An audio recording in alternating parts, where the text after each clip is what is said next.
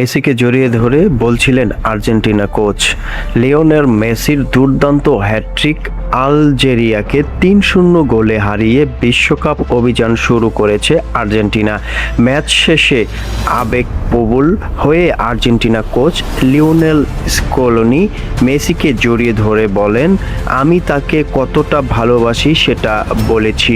মেসির জন্য নতুন কোনো ভাষা আমার জানা নেই। বিশ্বকাপে হ্যাটট্রিক করে আরেকটি ইতিহাস গড়লেন লিওনেল মেসি। তার অসাধারণ পারফরম্যান্সের প্রশংসা করে স্কলোনি বলেন, যেদিন মেসি ফুটবলকে বিদায় জানাবে সেদিন ফুটবল বিশ্বে বিশাল শূন্যতা তৈরি হবে।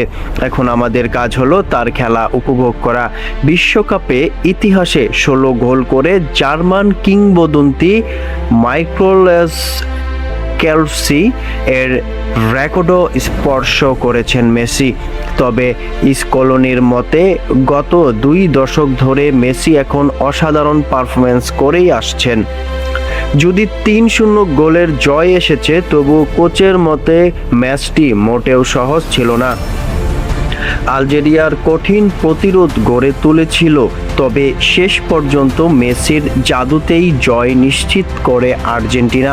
আরও সর্বশেষ সংবাদ পেতে চ্যানেলটি সাবস্ক্রাইব করেন।